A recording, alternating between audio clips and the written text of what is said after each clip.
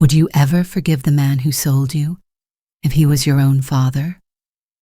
Nyasha was sold off like an object. No goodbyes, only bitter silence, as payment for her family's debt. In the forest, under the cruelty of a violent hunter, she didn't just survive.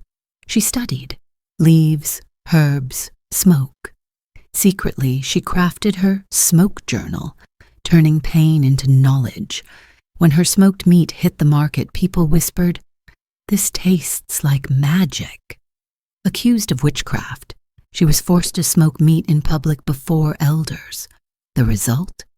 Applause, recognition. A necklace of beast teeth, symbol of mastery, hung around her neck. She couldn't read, had nothing but senses and stubborn will, but her smoke techniques rewrote village traditions. For the first time, women were allowed to open stalls. She taught dozens of women how to build a trade from their own hands, even while being locked out, doubted, shamed. Her name, Nyasha. Once sold like cattle, now saving the same village during a skin disease outbreak. With herbs and soap, she prepared herself. When she died, the children called her Root Mother, the one who grew roots so others could stand tall. This isn't just a story, it's a reminder. Every woman burning in silence might be a Nyasha in the making. The red dust clung to her ankles like old guilt. Nyasha stood barefoot in the center of the village square, her dress damp from morning sweat, her eyes scanning the circle of men. Drums pounded slow and deep from the edge of the compound, ceremonial but cold. There was no celebration here, only judgment. A goat bleated weakly from its tether, ignored. Smoke from a cooking fire curled like question marks through the heat-thick air. Nyasha didn't look at the crowd. She kept her gaze locked on her father's hand, trembling slightly above the parchment. "Kwesi Banda. You understand what this means," said Zuri Okoye, his voice flat as a blade. He held the contract up to the sky like an offering to the gods, then turned it toward the crowd. "A debt forgiven, in exchange for your daughter." Kwesi's lips pressed tight. He said nothing. The paper, creased, oily with fingerprints, fluttered in the dry wind. On it, loops of ink curled into obligation. Sacks of grain, tools borrowed, medical roots given during the last malaria season. Lenders didn't forget. Zuri especially. Baraka Juma stood behind his ox cart, arms folded across a chest like a felled tree trunk. His machete hung at his side, dulled but not unused. Beside him, a looped length of rope coiled on the wood rail. His eyes, black and flat, never left Nyasha. She stepped forward. "I'll work," she said, voice even. "You said the debt is 15 sacks of millet and 1 goat. I'll pay it. I'll earn it." Zuri didn't blink. "A contract needs a guarantee. Your father has none left. You are what's left. But I'm not a cow." Her voice sharpened. "You can't trade me like salt," the crowd murmured. A woman covered her child's ears. Another man shifted on his stool. Maleka the elder watched from the back but said nothing. "Not yet." Zuri smiled without humor. "We all live under debts, girl. Some are paid in coin, some in blood." Nyasha turned to her mother. Amma stood just behind the gathering, face half hidden in her headscarf. Her hands twisted the hem of her wrapper. She didn't look at Nyasha. When their eyes almost met, Amma looked away. A shallow nod. Nyasha's chest tightened. Baraka stepped forward, his boots crunching dried leaves. He threw the rope over his shoulder, the end dragging through the dirt like a lazy tail. "Enough," he muttered. Zuri handed him the paper. Baraka looked it over once, then spat on the ground and reached out. Nyasha didn't flinch as he took her by the arm, not roughly, but with the ease of someone accustomed to leading livestock. She kept her chin up. Her father raised his palm, hesitated, then pressed it flat onto the bottom of the contract. Red ink smeared under his thumbprint. The drums stopped. No one cheered. No one wept. Baraka led her to the cart. She climbed up without help. The boards creaked beneath her weight. He sat beside her and flicked the reins. The oxen moved slowly, dust blooming behind them. Nyasha turned back. Through the swirling haze of red earth, she saw her father's back. Her mother's head bowed. No hands waved. No eyes searched for hers. The village swallowed itself in silence. She didn't cry, not until the sound of the drums had disappeared behind trees, and all she could hear was the creak of the cart and the rope shifting beside her like a quiet threat. Night fell long and cold in the hills. The trees rustled like whispers. A fire crackled. The smell of meat, charred and old, filled the clearing. Baraka's hut was nothing more than sticks and mud, crouched low against the ridge. He tossed her a mat. Sleep. You start before light. Nyasha stared at the roof as it leaked moonlight in long, thin blades. She pulled her knees to her chest. Tomorrow she would become his servant. No, his property. But the debt was paid. That, at least, was truth. So, she didn't sleep. When dawn bled across the sky, she was already outside, fetching water from the shallow creek. Her feet slipped on moss-slick rocks. Cold nipped her fingers. Baraka barked orders without looking up. Light the fire, dry the skins, don't burn the meat again. She answered nothing. She worked. Later, when the sun stretched its arms across the trees, she stirred a pot of thin broth over the fire. Her hand slipped. The clay pot cracked, then split down the center. The broth hissed into the flames. Baraka was on her before she could move. The back of his hand struck her mouth. Not a shout, not a warning, just the wet sound of skin on skin. Nyasha staggered back, the iron taste of blood blooming behind her teeth. He left her there alone. She gathered the shards carefully, fingers shaking. She set them in a neat pile near the hut. She didn't weep. That night, she sat by the dying fire, breath shallow. The scent of smoke and dried meat clung to her clothes. She stared into the flames and whispered something so soft the wind almost took it. I will live, but not to serve. I will learn. By the third week, she could name every kind of wood Baraka used. Some burned fast, some smoked thick, some cracked when wet. She began to watch how he stacked branches, where he placed meat, how long he left each cut above the fire. She stole charcoal when he wasn't looking. On the inside of dry leaves, she scribbled symbols, circles, lines, small notes. Wet wood bad. Snake root makes bitter taste. Windy days faster dry. She tucked the leaves under her mat.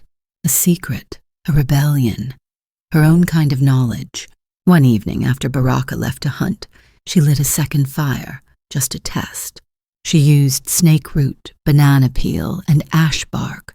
The smoke smelled sweet. The meat turned golden without cracking. She didn't eat it. She wrapped it carefully in cloth and buried it in a clay pot.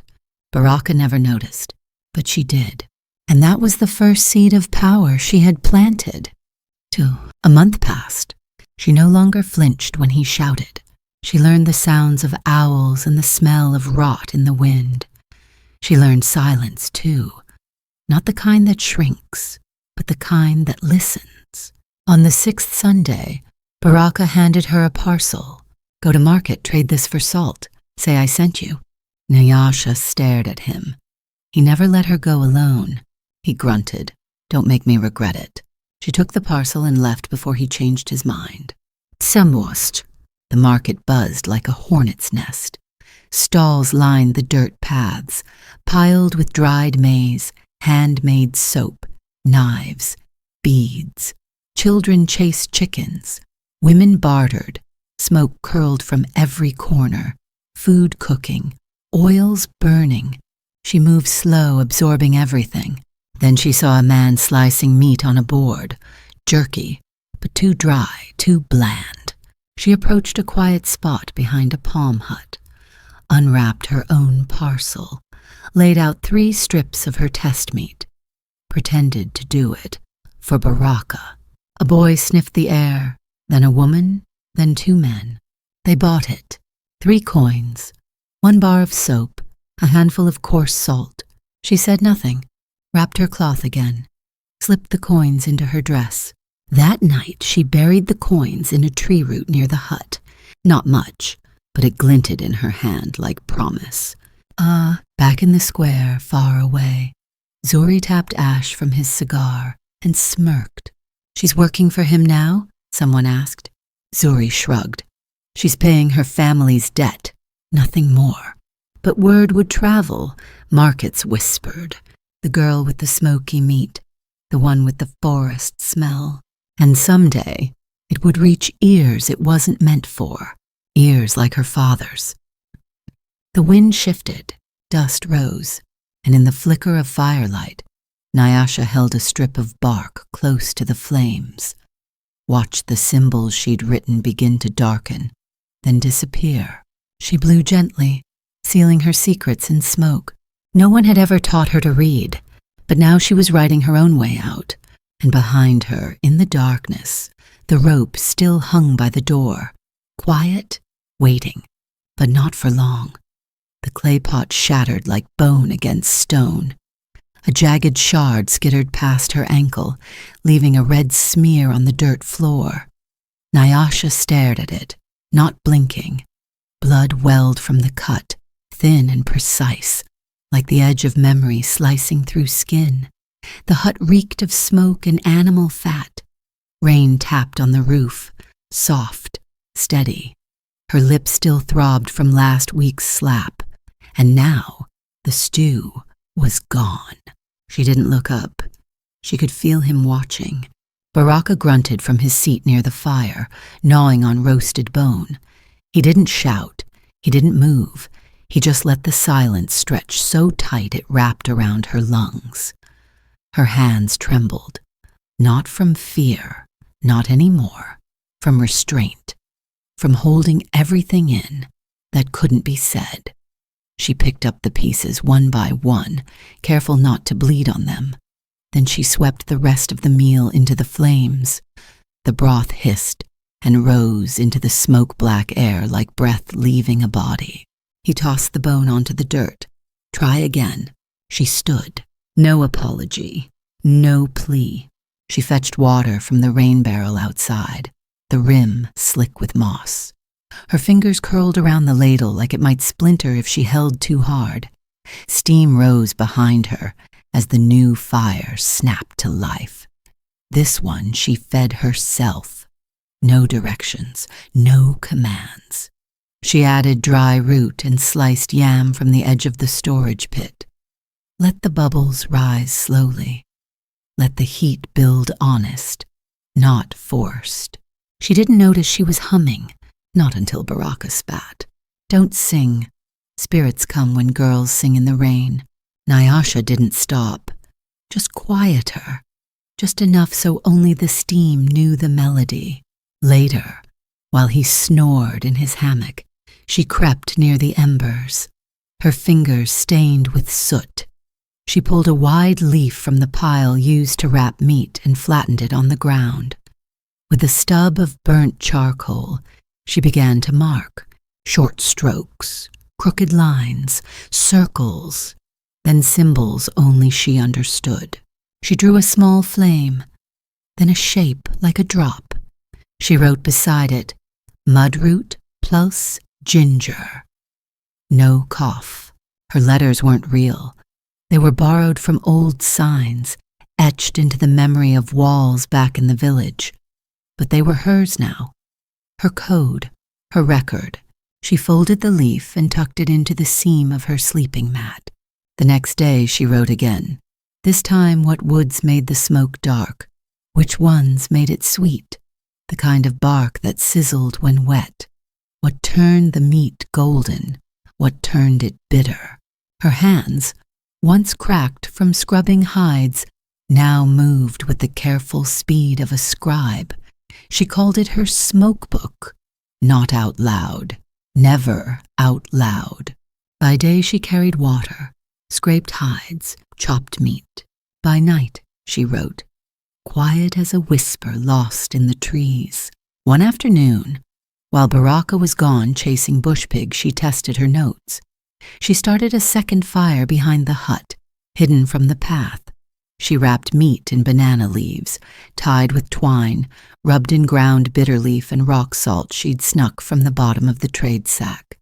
The smoke that rose was gentler, blue instead of gray, curling like ribbon. She waited, watched, flipped the meat after 30 stones time, just as her notes advised.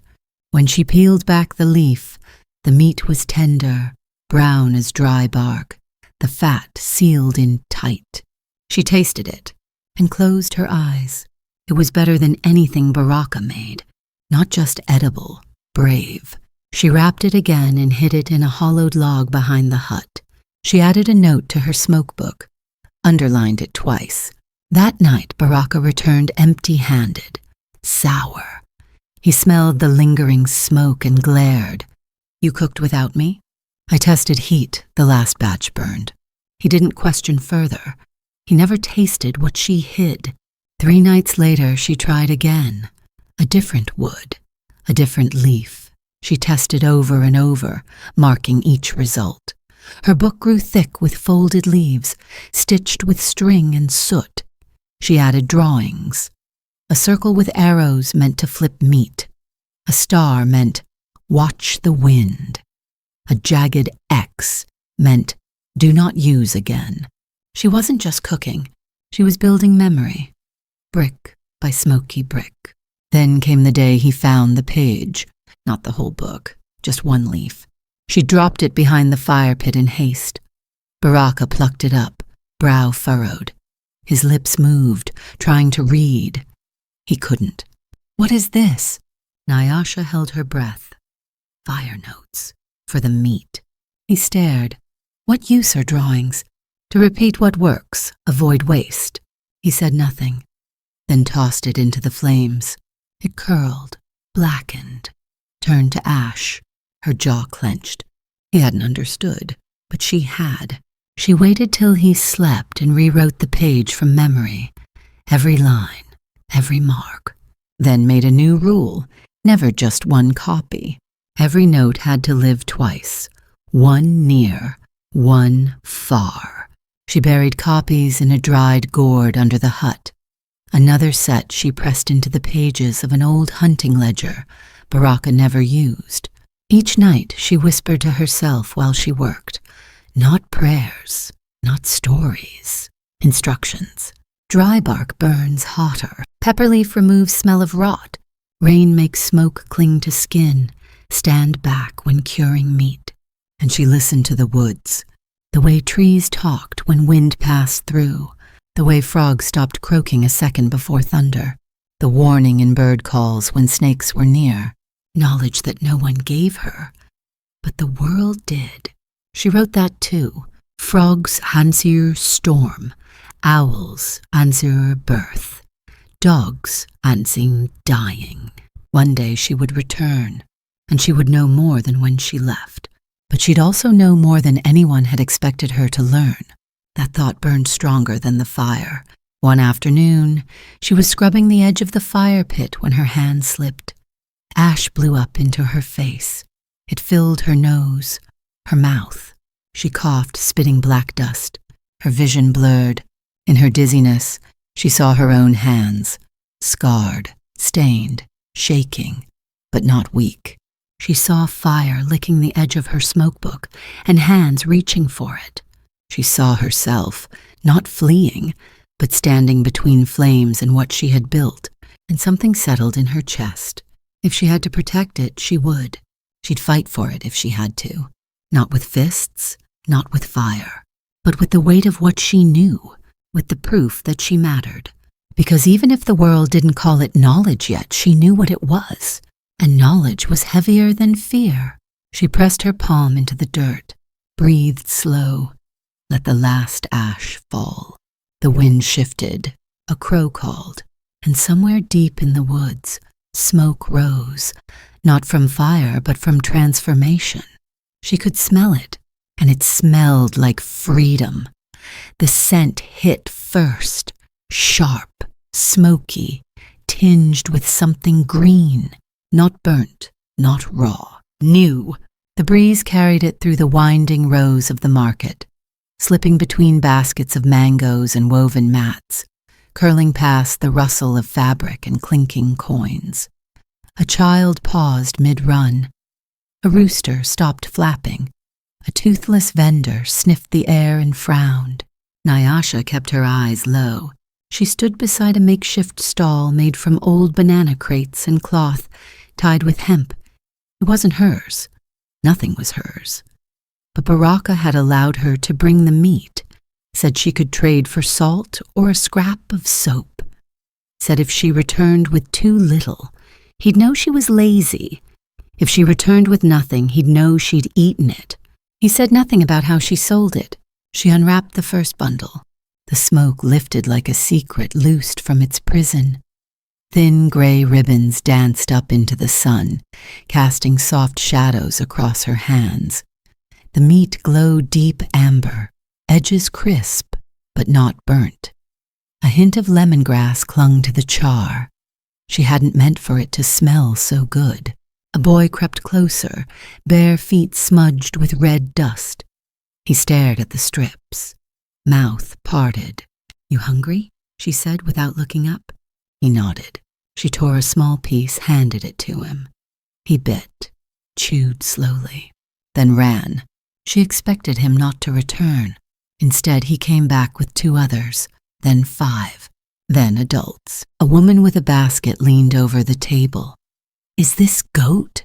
"Yes," Nyasha said. "Whose?" She paused. "Baraka Juma." The woman's face tightened, then loosened. "It doesn't smell like his. I added leaves." "You added what?" "Nothing bad." The woman huffed, reached into her waist pouch, tossed 2 small coins on the table and left with a strip. Others followed. One exchanged 3 slivers of soap and a pinch of pepper. Another gave her a bundle of coarse salt wrapped in dried bark. She kept her head down and her answers shorter than her breath. By midday, all the meat was gone. The banana leaves were dry and curling. Her fingers smelled like wood ash and cumin. She sat back on her heels and counted her trades. 5 coins, 1 bundle of salt, 2 rough squares of cloth, half a bar of soap, a twist of dried ginger. It wasn't Rich's, but it was hers. She wrapped everything in her shawl and tucked it deep beneath her waistband. Then she moved away from the stall, fast. The whispers had started. The gourd seller told the herb woman that a new girl from the hills had meat that tasted like it came from a god's fire. The herb woman told the spice man she thought the girl used spirit leaves. The spice man, who owed a debt to Zuri Okoye, told the man who watched the gates. "And the man at the gates?" He chuckled, because news like this was better than gossip. It was leverage. By the time Nyasha reached the market's edge, a man in a red tunic blocked her path. "You sell food?" he asked. "Only once. People say it's magic. I say it's smoke." He stared at her for a long beat. Then he grinned, crooked teeth yellow with cola nut. "Be careful. Good things make enemies." She said nothing and walked past. She returned to the forest as the sun dipped low, red as blood on clay. The trees swallowed her with silence. Her arms ached from carrying her trade, but her steps were light. Baraka didn't ask questions when she gave him the salt and the soap. He didn't notice that some was missing. He only grunted and nodded. She kept the coins for herself. That night, she didn't add to the smoke book. She rewrote it.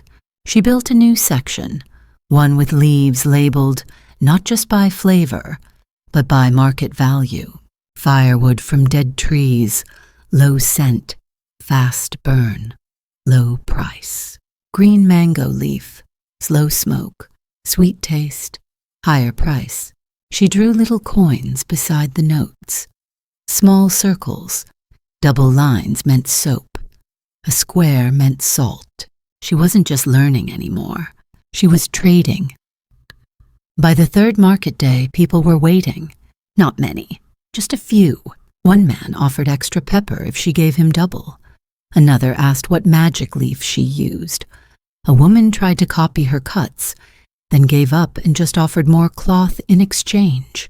Nyasha said, as little as possible. She wrapped meat quickly, took payment without comment.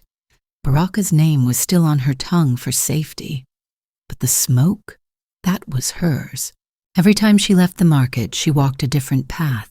She didn't want anyone following. Not yet. She buried her extra coins under a flat rock beside the stream, in a hollow marked only by a patch of black moss. She called it her root bank. She wrapped the ginger in oilskin and tucked it in a pouch made from an old sleeve. Each time she bartered, she kept one thing for trade and one thing for herself. It wasn't greed. It was survival. One day, as she packed to leave the market, she overheard it. A woman from the next village. Did you hear? Kwesibanda's daughter sells meat now. Another voice. I thought she was taken. She was. But they say she makes the best smoked meat in the valley. A sharp breath. Do you think she's been touched by spirits? Maybe, or maybe she's just clever. Nyasha froze. Her hands gripped the edges of her shawl. Her breath hitched. Kwesibanda. Her father. Her name. She hadn't heard it spoken out loud since the cart. She thought she'd buried it with the red dust. But now it floated, traveled, grew legs. Her hands trembled as she packed the last scraps of cloth. If word reached him, she didn't finish the thought. She just moved faster. That night, by firelight, she tore a new leaf and wrote one sentence in charcoal. Even smoke can leave a trail. She burned the page right after. Let the ashes rise. Let them carry warning. She dreamed of the village, not the real one, the one in her bones, her mother's fingers brushing her hair in the dark, the smell of roasted cassava from the neighbor's fire, the small wooden cup she'd carved her name into. None of those things had followed her, but her name had. The memory opened her chest wide like a wound. She wrapped herself tighter in her shawl and watched the fire burn low. In the distance, an owl called once, then again. And even though she didn't believe in signs, she turned her face to the trees. Somewhere out there, her name was walking back toward her, and it didn't ask permission. The crowd pressed in, bodies too close, voices too loud, eyes sharp with hunger and suspicion. The sun beat down, unflinching. Flies buzzed in spirals over baskets of fruit and slabs of drying meat. A child cried in the distance. Somewhere a drum thudded, slow and ominous, and Nyasha stood in the middle of the market, her hands still stained with the ash of morning's work. She hadn't even finished tying her head wrap when the voice sliced through the air. There! Zoriokoye's arm pointed like a spear. She's using dark things. That meat isn't cooked, it's conjured. Gasps rippled outward. The ones who had bought her meat took a step back, almost shameful. The ones who hadn't leaned in, eager. Nyasha didn't move. A woman shouted from the edge. I saw her boiling bark in the early morning. Leaves too, another added. She hangs them above her fire like charms. She's too young to know such flavor. She's too poor to cook like that. She doesn't even blink when she sells. Zori took a slow step forward, silk tunic gleaming like a warning. Good food from nothing, he said, smiling without warmth. That is not cooking. That is bewitchment. Nyasha's mouth dried. She could feel her heartbeat in her teeth. No one reached for her. Not yet. But the space around her was changing, shifting. She could smell it, like rain just before the drop. The sour breath of a storm. She glanced at the edges of the square. No escape. The gates were too far. And even if she ran, The story would follow. Her fingers flexed. She stepped forward. I use fire, she said, and salt, and time. Zuri raised an eyebrow. She added, not spells, just smoke. A murmur, uncertain. But Zuri's voice sharpened. You'll prove it. Or stop selling. I won't let cursed meat reach my mother's plate. A man behind her nodded. She should cook here, in front of us. Yes, a voice agreed. Let her try with new meat. Let's see if it still tastes like magic, Zuri smirked. Do you agree? Nyasha looked around. Faces once friendly, now cold. Curious, afraid. She swallowed. Yes, she said. Let's begin. They brought a fresh goat. Not her cuts. Not her spices. Not her tools. Only her hands. Maleke, the village elder, appeared at Zuri's shoulder like a shadow. His beard streaked with gray. Eyes like old stone. He looked at Nyasha. Do it now. Do it here. Show what you know. She nodded. She crouched near the fire pit at the market center, where butchers displayed meat and performers burned herbs for luck.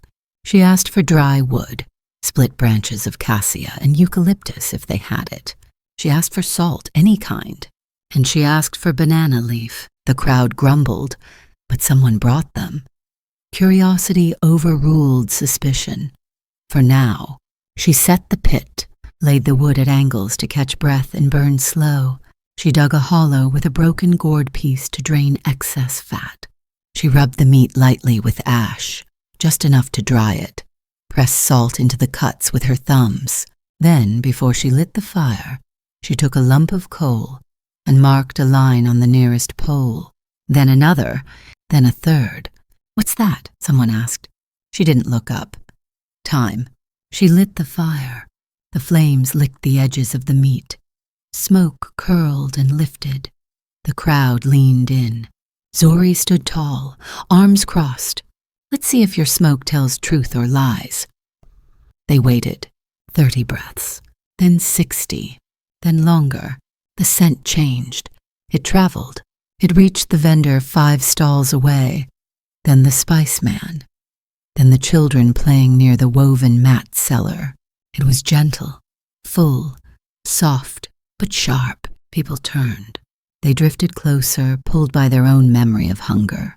After an hour, she lifted the meat with a stick, cut a strip, held it in her palm. She offered it to the nearest woman, the same one who had first accused her. The woman stared, then reached, bit, her mouth opened slightly. It's good. More hands reached out. The elder Maleki stepped forward, took a bite, chewed slowly, then looked at Zuri. It's not magic, he said. It's knowledge. Someone clapped, then another. Zuri's lips twitched. Anyone can pretend. She may still hide something. Then she should be marked, Maleka said. Zuri raised a brow. With skill, he pulled from his pouch a necklace, a string of dried teeth from a wild boar, curved, polished smooth. Each had been passed from hand to hand for generations, worn only by those with mastery in their craft. He stepped forward and tied it gently around Nyasha's neck. Gasps again. She blinked. The teeth were warm. Her throat tightened. Zuri hissed, "You reward her?" "I recognize her," Malika said. "From today she sells under her name." Nyasha looked at the crowd. Some smiled, some still doubted. But no one stepped forward to take the necklace off. And Zuri? He turned, walked away. But his eyes were full of future trouble. That night, Nyasha lay by her fire, the boar teeth necklace resting against her collarbone. She held it between her fingers, ran her thumb across each tooth. Each one felt like a gate, newly unlocked. She pulled out her smoke book. On a clean page she wrote, "Flame reveals." She paused, then added, "But so does fear." She turned her face to the sky. The stars blinked cold and close. She thought of her name, how it had begun to travel, not as a debt, but as a presence, and somewhere, far away, In the dust-slick paths of her old village, her name would knock on a door, and someone, perhaps her mother, would open it. The fire popped. She didn't jump. She only stared at the smoke rising and whispered to no one, "Now they'll watch me." Baraka's breath rattled like a gourd full of stones. Nyasha wrung the cloth in silence. The fever had come fast, like a thief in daylight. Just 3 nights ago, he was lifting firewood with his usual grunt, biting into dried mango like it owed him something. Now, he lay beneath layers of woven reed mats, sweat painting his chest in slick, shining strokes. His lips were dry. His eyes barely tracked light. The smoke no longer clung to him. He smelled sour, damp, mortal. She dipped the cloth in cool water again, wiped his forehead, slow, without speaking. His skin was hot, too hot, but under the heat was something loose, something slipping. He groaned as if fighting through thick mud. She moved to the fire. The flames were low. She grabbed ginger root, bitter leaf, and the bark she knew would cool blood. Everything she had once stolen she now used without hesitation. Her hands moved from memory, not panic. 1 part root, 2 parts leaf. Water boiled in her iron pot. The room filled with steam and the strange, acrid scent of healing. Outside, the trees stood silent. No birds, no breeze. Then, a knock. Not loud, just 2 soft raps. Her hand froze mid-stir. Another knock, this time harder. She opened the door and blinked. Kwesi Banda stood on the threshold. Her father. He looked smaller than she remembered. His wrapper was frayed at the edges, his cheeks drawn. He held a walking stick, not out of pride, but because one leg dragged. His eyes, once full of thunder, now flickered like dying coals. "Nyasha," he said. Her name in his voice landed heavy in the air between them. She didn't answer. He looked past her shoulder, toward the mat where Baraka lay groaning. "I heard he's ill." Her jaw tightened. "And?" Kwesi's throat bobbed. "I came to help." She stared at him for a long time, her hands still wet with steam. Then, "We don't need your help. I brought cassava root. I have root." He reached into his cloth pouch, pulled out a few stray coins. "For salt," he said quietly. Her eyes burned. She turned and walked back inside, but the door remained open. Kwesi stepped in slowly like a trespasser. He stopped near the mat, looked at Baraka's face. "He's worse than I heard," he murmured. Nyasha said nothing. She poured the tea into a clay cup and brought it to Baraka's lips. Baraka coughed, choking on the edge of the liquid, but she held steady. He drank. Kwesi watched, then said, "You've learned much." Still, she didn't speak. He sat on a stool near the wall. "People at the market say your meat tastes like river smoke." She stirred the pot again. "And? They say you wear the hunter's necklace." She added more water. "They say you are no longer a girl." Silence. Then he cleared his throat. "I came. Not just for him." She looked at him, really looked. His shirt hung off his shoulders. His hands were shaking slightly. His eyes, hollow. He hadn't come out of guilt. He had come because he had nowhere else to go. Her voice was quiet. "There's cassava in the pot. Eat, then go." He hesitated. "Nyasha, I'm not your debt to repay," she said. "You paid it already." He opened his mouth, closed it. The food steamed. She turned her back to him and knelt beside Baraka again. Baraka's lips moved. She leaned in. He whispered, "Let him eat." His voice was thin as rice paper, fragile. She blinked. He coughed, eyes fluttering shut again. She nodded once. Kwesi ate in silence, each spoonful slow, grateful. She didn't watch him, but she felt it, the rhythm of chewing, the pauses of shame, the quiet swallow of pride. When he finished, he stood, She expected him to ask for shelter, to ask for forgiveness, to reach for something, but he only nodded once and walked to the door. At the threshold he paused, turned, said softly, "The last time I fed you, you were 7. You broke the clay bowl trying to clean it." She didn't answer. "I never replaced it." Still, she said nothing. "I see you now." Her hands clenched around the ladle. "I hope you stay seen," he added. Then he stepped into the fading light and was gone. Still, that night Baraka didn't wake. Nyasha wiped him again, changed his wraps.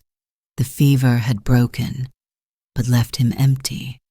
He barely stirred. She stayed beside him, watched the coals fade. In the quiet, she thought about the bowl.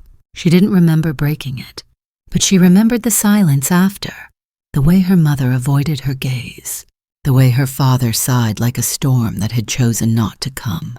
She remembered hunger, and now, years later, she had fed the man who once abandoned her, with a bowl of the same cassava he had denied her, not because he deserved it, but because she knew where mercy stopped and where boundaries began. She whispered, "Eat, then go." That was the line. She wouldn't forget it. She pulled the covers up to Baraka's chest.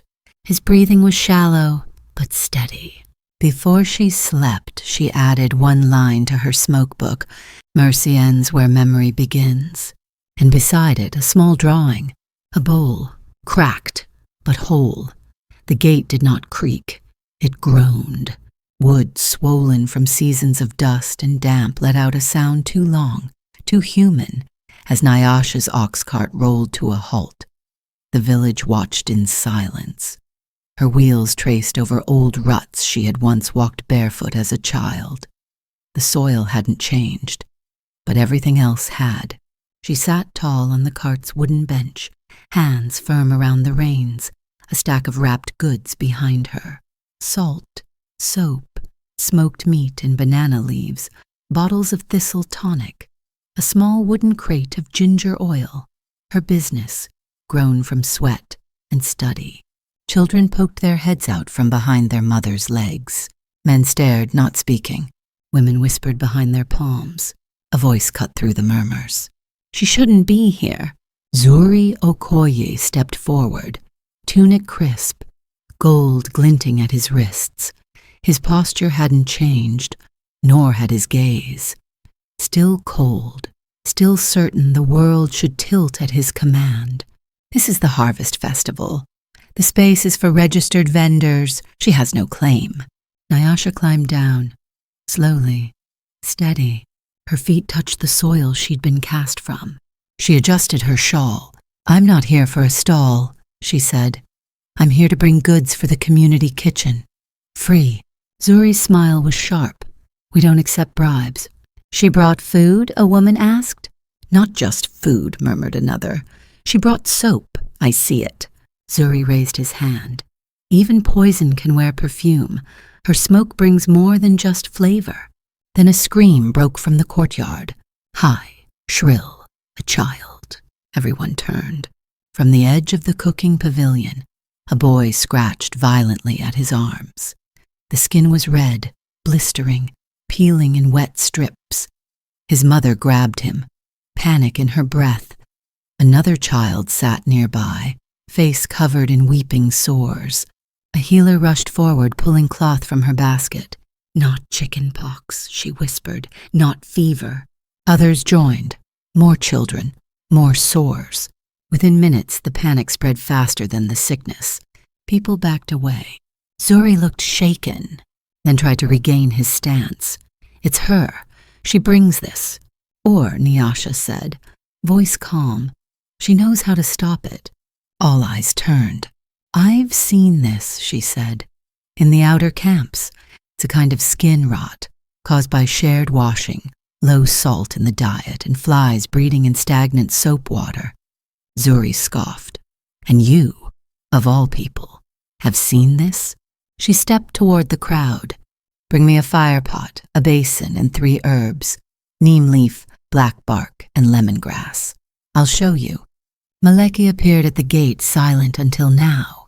His eyes took in the chaos. Then the girl. He nodded once. Bring what she asks. Within moments, her space transformed. She knelt beside the fire, added the herbs, crushed them fast with a flat stone. The smoke changed color, thick, pungent, with a bitter bite. She added salt, then water, then stirred. Next, she poured the mixture into a small clay basin, took the cloth from a mother's hand and dipped it. Only clean hands touched the child. The mother hesitated, then obeyed. Nyasha showed how to press the cloth gently against the skin, how not to rub, how not to break the sore. The boy whimpered, then breathed slower. She repeated the steps with 2 others, then gave instructions. Wash with this mixture twice a day. Boil your water. Add ginger to the stew. Burn used cloths. Salt your children's food. She didn't raise her voice. She didn't need to. By evening, 20 mothers stood around her, mimicking her hand motions. 3 elders asked for leaf samples. The children stopped crying. The village gate no longer mattered. Zuri stood off to the side, lips pursed. Maleka approached him. She does more with leaves than you do with gold. Zuri didn't reply. Later, when the sun had dipped and festival fires lit across the square, Maleka called for silence. He climbed the central platform. Today, he said, we faced sickness. And someone, uninvited, came prepared. Not with chance, not with charms, with knowledge, with skill. That is the mark of a daughter of this land. He turned to Nyasha. You will speak tomorrow at the maize ceremony. Gasps. Zuri stepped forward. Elders do not invite those without records. Maleka held up a hand. She carries proof around her neck. He pointed to the tusk-toothed necklace she still wore. And her work today writes the rest. The crowd murmured. A few nodded. Nyasha said nothing. Not yet. Only when the drums returned, slow and deep, did she allow herself a breath. The gate had opened, not from mercy, but from fire. That night she didn't sleep. She stayed near the courtyard, seated under the tree where elders once judged. The leaves rustled above her like voices. Children passed and waved shyly. One gave her a mango. Another handed her a strip of cloth. Her eyes burned, but no tears came. She pulled out the smokebook, opened to a fresh leaf, wrote, Fear opens no doors, but function does. Then added, Ritual is habit made sacred. Repetition is power. She paused, looked at the fire, and whispered, Tomorrow I speak. But in her heart she knew she would do more than speak. She would testify, and not just for herself. The maize drums stopped mid-beat. Nyasha felt the silence before she saw the faces. Hundreds gathered, ringed around the ceremonial platform like roots, tangled beneath old stone. Sun blazed down. No breeze dared interrupt. Sweat pooled at the base of her spine. Then came Zuri's voice clean as a blade. If you are no witch, he said, then swear before earth and sky. She didn't flinch. She stood barefoot in the square's center, where the light could not lie. The soil beneath her feet was warm. The tusk necklace rested against her collarbone. The weight no longer heavy, but real. Zuri stepped forward, holding aloft a gourd bowl of red clay. Swear with this in your hand, he said, and we will believe your words. Maleki raised a hand. We allow testimony in this square, but no man forces an oath. We ask, and we listen. Zuri bowed slightly. Then I ask. Nyasha took the bowl. The clay was cool in her palms.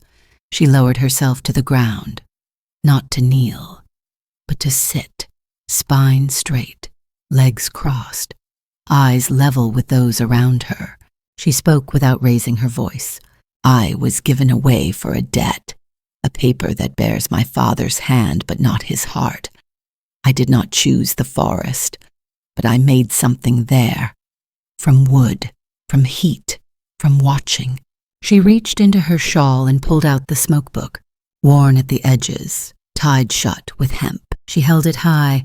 Every mark in here is a mistake I corrected, a bruise I studied, a bitter leaf turned tender. Zuri's face curled. Tricks! She opened the book, laid it on the ground. Inside, drawings, circles, scratch notes, diagrams of fire pits, tally marks for wind direction, scorch tests, smudge rubs, even symbols for days of rainfall and humidity. It wasn't beautiful. It was method. It was memory. Maleka knelt beside her, turned the pages slowly. This is not spell work. He pointed to a section with marked times. This is measurement. Zuri spat. Even devils learn science. Nyasha turned to him. Then let the science judge. She held up the same clay bowl, dipped her fingers into the dirt at her feet, traced 3 symbols into the dust, triangles marked with notches. See these? She said. These are burn stages, low fire, mid-fire, high. Each makes different smoke. I was taught none of it. I observed. She drew a line. This is when fat renders. You wait, then flip. No voices whisper that, just flame. She stood, faced the crowd. If you doubt this, she said, take my book, test it, make your own. Zuri's eyes narrowed. She added, but if you try, you'll see it works. He moved toward her. Maleka stepped in between. Let her finish. Zuri hissed. She dares stand above elders, without papers, without a name. Nyasha turned toward him and smiled. I have both. She reached into the fold of her skirt, pulled free the folded contract. The debt note, yellowed, edges cracked. She held it in the air. Zuri drafted this. Gasps. Maleka took it, read, eyebrows drawing inward.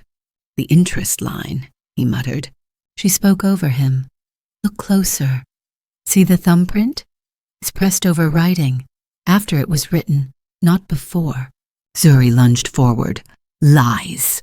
Maleka turned the paper to the light. The smudge was clear.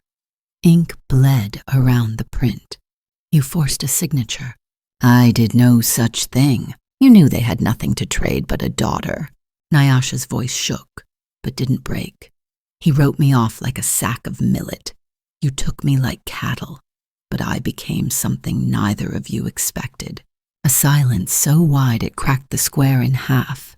Maleka turned to the crowd. On this paper is invalid. This debt, void. Zuri stared, motionless. Your books, Maleka added, will be reviewed. Someone clapped. Then another, a child whispered. She broke it. Then a woman said louder, she broke the spell. Maleka raised a hand. Enough. Then he looked at Nyasha. Do you wish a stall in the market? She shook her head. I want every woman to be a loud one, without name, without husband, with only her work. A beat. Then Maleka said, granted. Gasps. Zuri turned and walked away. He didn't speak again. Later, as the crowd melted into the afternoon haze, Nyasha remained seated, the clay bowl still beside her, her book open on her lap. A girl approached, small, hair in crooked plaits. Did you ever live in a hut with no roof? Nyasha blinked. Yes. Did you ever eat plain yam for 3 weeks? She nodded, the girl thought, then whispered, were you ever nothing? Nyasha reached out, tucked a wild strand of hair behind the child's ear. I was poor in many ways, she said, but today no one calls me empty. The girl smiled, then ran. Nyasha stared up at the sky. The sun had shifted, but the ground beneath her feet had not. It felt steady, like home.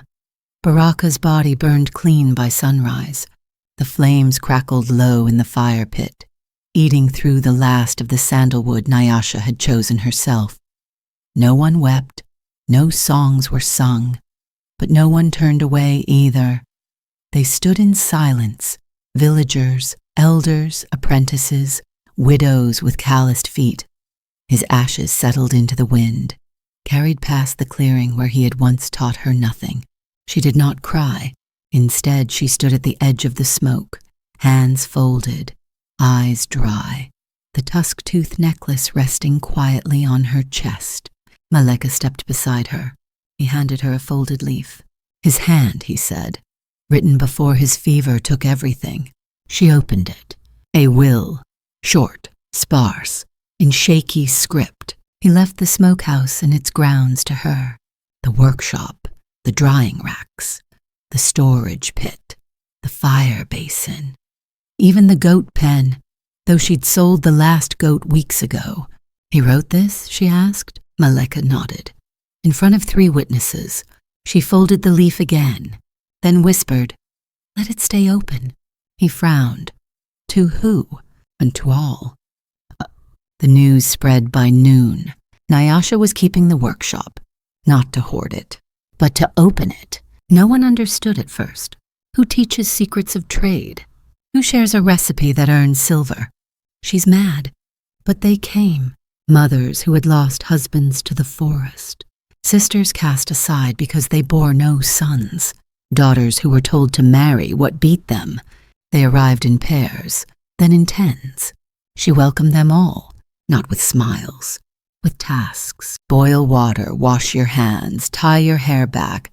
She drew lines in the dust for fire safety, named each root by taste, showed what bitterness meant, and how to measure it with touch.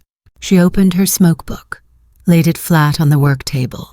Each page became a lesson, each mistake a rule. She gave out charcoal and dry leaves. "Make your own," she said. "Copy mine, then change it." They did. The room became a rhythm, scratching, slicing, stirring. Fire hissed. Wood popped. Laughter cracked through once silent mouths. The men complained. She is turning women into vendors. She is turning children into scholars. She is unbuilding the house. Maleka replied, "Then build stronger walls." And the complaints stopped. One morning, a girl burned the meat. She wept. Nyasha crouched beside her, lifted the blackened strip, sniffed it. "Too much wind," she said. "You stood too far from the smoke." The girl nodded, eyes wide. "Try again," Nyasha said. The girl hesitated. "I ruined it. You learned it." The workshop gained a rhythm of its own. Market women brought cloth in exchange for soap. Healers came to ask which leaves worked best for cough. Old men peered through the doorway, curious. One boy asked to stay.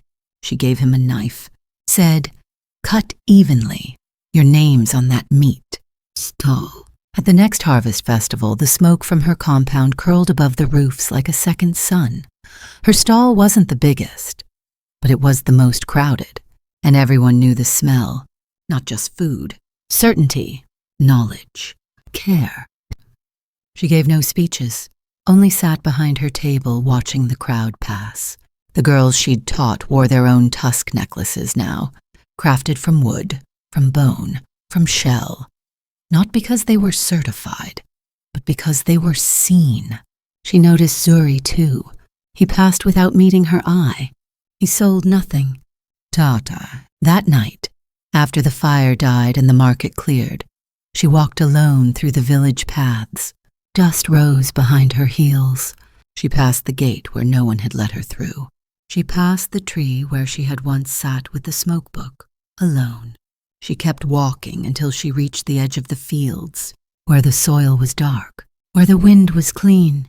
She sat beneath the tree Baraka used to tie his goat, not in anger, not in grief, in breath, in memory. Children found her there, 3, maybe 4. "Miss," one said, tugging her shawl, "they're calling you." She raised an eyebrow. "Calling me what?" The smallest girl grinned. "Root mother." She blinked. The others nodded. "You grow things. You fix things. You teach." Nyasha smiled. Soft, long. She stood, walked back slowly, and from that day the name followed her. Written on baskets, whispered in kitchens, Etched in coal on the side of the smokehouse door, Root Mother lives here. Amar. On the final page of her smokebook, Nyasha wrote, "Knowledge is not meant to be stored. It is meant to seed." She closed it, wrapped it in cloth, tied it with string, and placed it on the shelf beside the others. A month later, during the communal meal, someone served cassava porridge with roasted groundnuts. The scent rose through the courtyard. She didn't touch it at first, just stared. Then she took one spoonful, a second. She didn't say a word, but her throat tightened, and something in her chest cracked. Not from pain, from relief, because it wasn't just food. It was the full circle, and she was still sitting at the table. Some stories are not told to entertain. They are told to remind us of what endures. Quiet strength, bitter beginnings, small resistances that grow into forests of change. Sometimes, the deepest transformation doesn't arrive with thunder, but with smoke rising slowly from an ordinary fire. Not all survival is loud. Not all freedom comes with gates flung open. Often it comes quietly, in the choice to stay standing when no one thought you would, in the ability to carry pain without passing it forward, in the decision to forgive, not as surrender, but as sovereignty. There are journeys born not from ambition but necessity, and yet those who walk them often end up leading the rest of us home. This story was not about triumph in the way the world defines it. It was about reclaiming the right to name yourself, to write in the dirt when no one hands you a page, to build with your bare hands what others tried to break in you. It was about the invisible labor of becoming whole in a world that prefers you broken. And more than that, about the miracle of turning survival into legacy. Sometimes we imagine power as something distant, something inherited or granted. But real power is quieter. It's in knowledge passed hand to hand, in skills shared across generations, in refusing to shrink, in giving others space to grow. This story ends the way all true stories should, by continuing beyond the page, in kitchens and classrooms, in voices that speak with new courage, in fires lit not to destroy, but to nourish. If something in this journey stayed with you, a word, a wound, a question, we invite you to carry it forward. Leave us a comment with your reflections. Tell us what you felt, what you recognized, what you'll remember. And if you'd like to walk beside more stories that burn slow and speak deep, consider subscribing and turning on notifications so you never miss what's next. Thank you for listening, and thank you for remembering. The fire, after all, still burns.